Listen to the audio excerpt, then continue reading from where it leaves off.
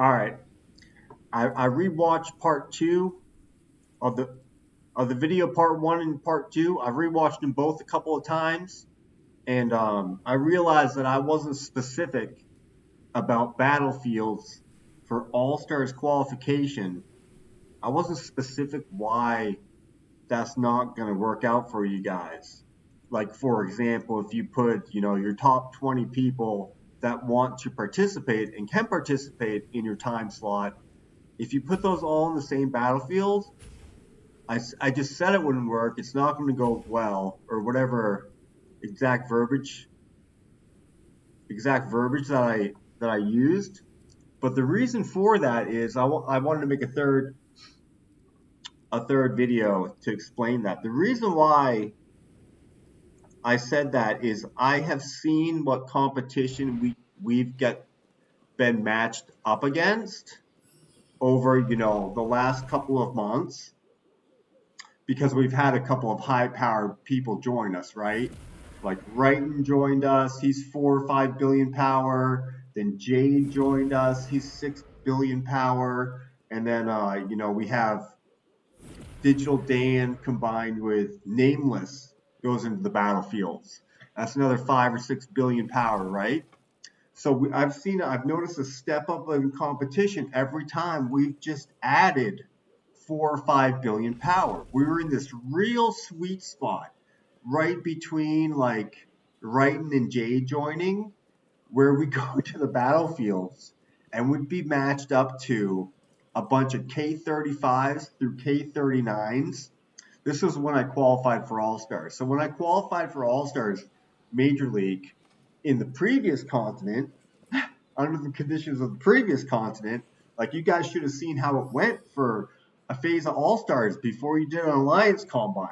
Anyways, we were in the sweet spot where we'd be matched up against a team with a bunch of K35s through K38s or 39s, and by the end of the battlefields, I will, if not within the first 20 minutes, I would have zeroed every single one of them and gotten 40 to 50,000 points or whatever it is.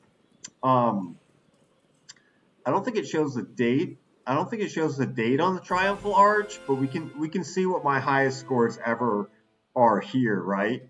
For a while, we were taking an instructor battlefields officer, which is no longer with us, unfortunately. JD28. He was the one that was signing everyone up for battlefields since before I was even in the alliance, right? I asked him to take a screenshot, so we have a log of all of our people that have scored for the last, like, he was doing that since I told him when he left. It might have been like 5 total battlefields or something, so we don't have a long log, but we do have photos of that on our Discord.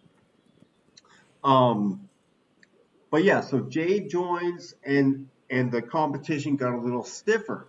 Now we might run, so we added 6 billion power. Now we might run into an occasional 40 or a really strong 39.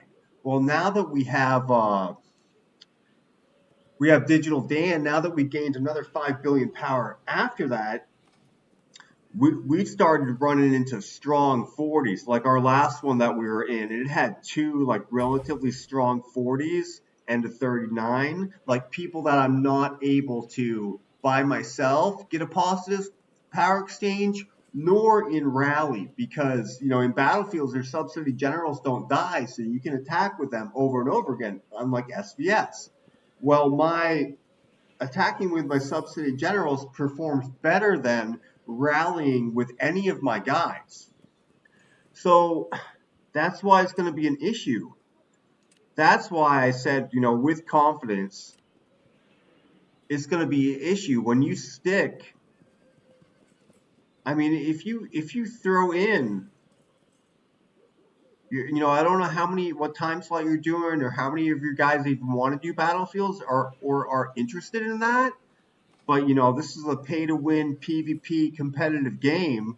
Like, if you're not teaming up to do that, if you're just teaming up to maintain control of the server, that's a pretty petty reason. Pretty petty reason. Pretty petty purple pirate people eating petty reason players. Fucking guys.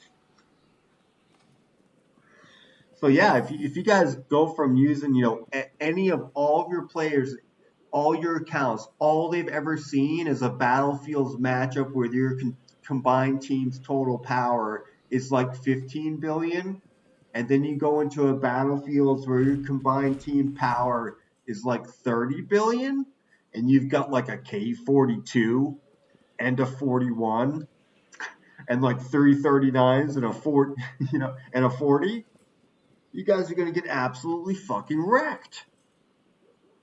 Because your guys are not going to have the power to do well on like mass rallies. Like if you form up this conglomerate, your first battlefields, the assumption would be you all form up a hive and you can transition into the rallying, reinforcing thing.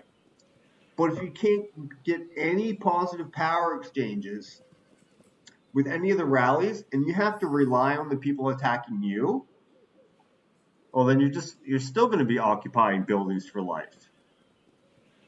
So yeah, I just wanted to clear that up after rewatching the videos, see if I missed anything. I was very vague about just saying why it's going to be a clusterfuck, but that's the reason.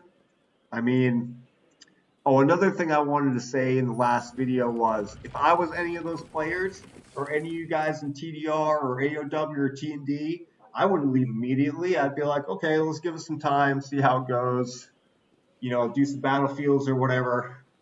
I mean, the people that I'm going to appeal to, the only people I'm going to appeal to are the people that, speak English, can see these videos, and want to participate in the battlefields. And that's fine because, I don't care about appealing to anyone else. So, is what it is. All right, thanks.